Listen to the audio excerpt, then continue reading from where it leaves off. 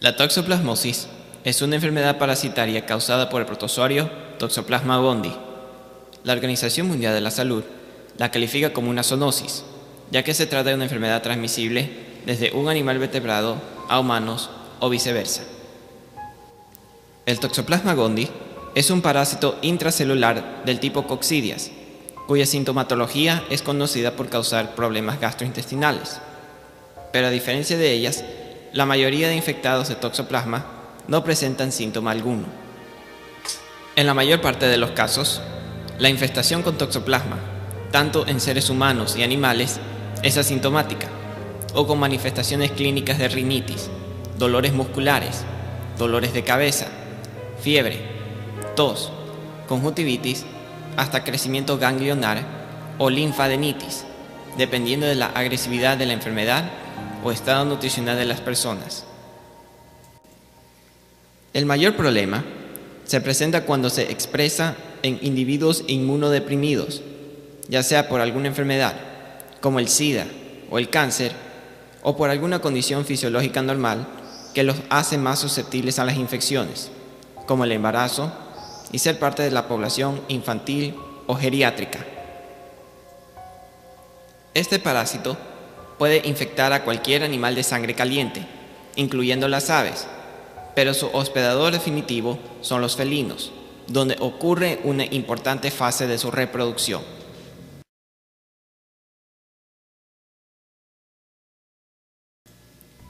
El toxoplasma empieza su ciclo como un ooquiste, el cual es eliminado a través de las heces de un gato infectado. Dentro del ooquiste existen dos esporocistos, que a su vez tienen dos esporozoitos, las unidades que terminan infestando a su hospedador. La maduración o esporulación de los esporozoitos ocurren dentro de 1 a 5 días, una vez estando en el medio ambiente. En un ciclo reproductivo normal, los ooquistes maduros son ingeridos mediante los alimentos contaminados que puede constituirse presa para los felinos, como los roedores, pájaros, entre otros. Una vez ingeridos por los hospedadores intermediarios, son liberados de los ooquistes y al llegar al intestino maduran en taquizoitos. Los taquizoitos conforman la fase invasora, donde empiezan a atacar las células del epitelio intestinal y comienza su multiplicación asexuada.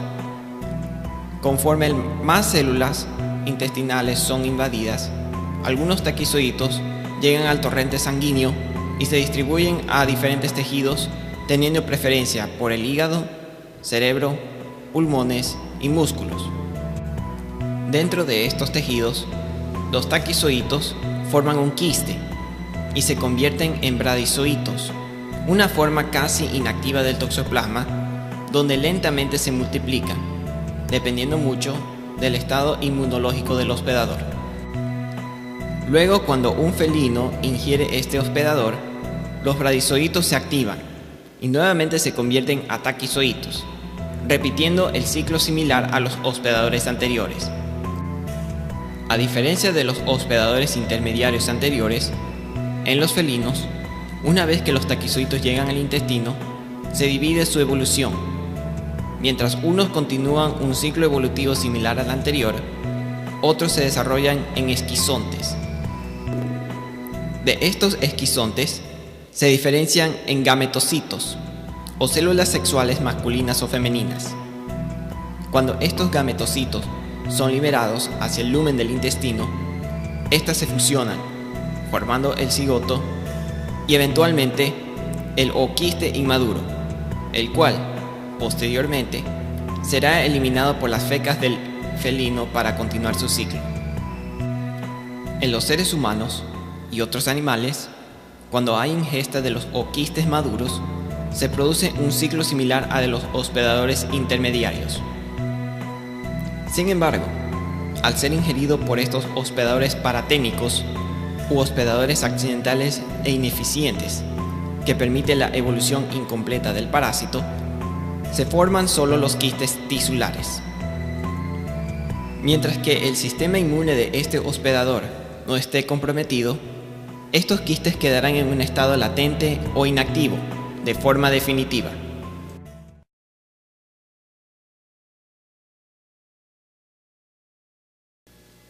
Por lo general, los síntomas en una persona o animal sano son casi inexistentes o confundidos con una ligera gripe o fiebre temporal.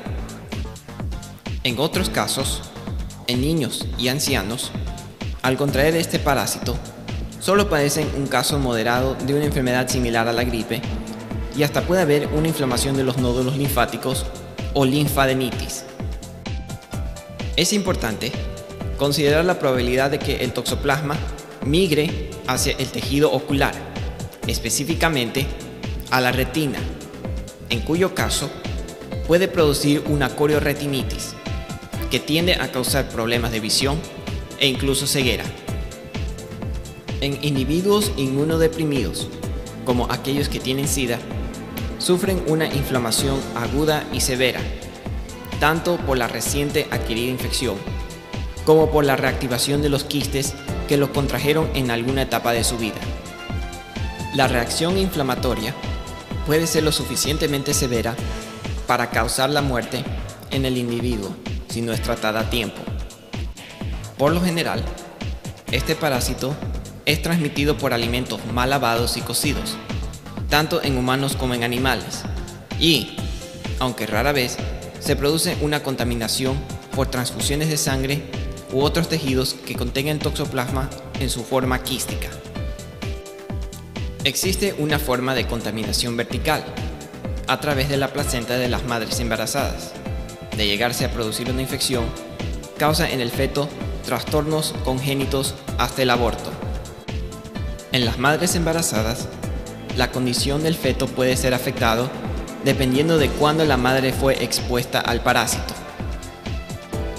En madres que ya han tenido exposición previa al toxoplasma, comprobado por exámenes de sangre, tendrán la suficiente inmunidad para combatir una reinfestación, manteniendo a salvo el feto.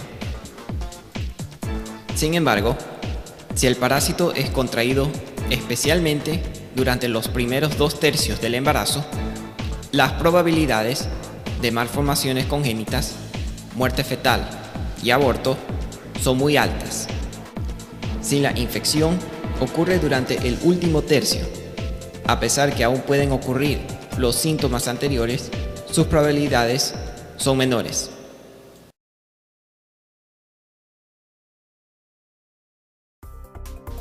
Como los síntomas no son específicos a la enfermedad, existen varios métodos de apoyo para su diagnóstico.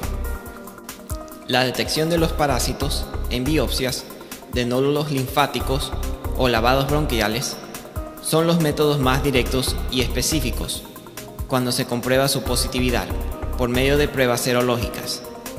Estas técnicas no son muy recomendadas por ser invasivas. La citología por punción es una opción, aunque menos impactante, y se la recomienda hacerla con el diagnóstico serológico previo y debe ser diferenciada de otras enfermedades. Adicionalmente, el diagnóstico por PCR es utilizado particularmente en casos de infección en mujeres embarazadas. Sin embargo, esta prueba tiene un costo muy alto y no todos los laboratorios cuentan con equipos necesarios requeridos para realizar esta prueba. Las pruebas de diagnóstico más utilizadas y más confiables, tanto en seres humanos como en animales, son las serológicas, particularmente las pruebas de ELISA y de inmunofluorescencia indirecta, o IFI, que buscan determinar la respuesta inmune específica.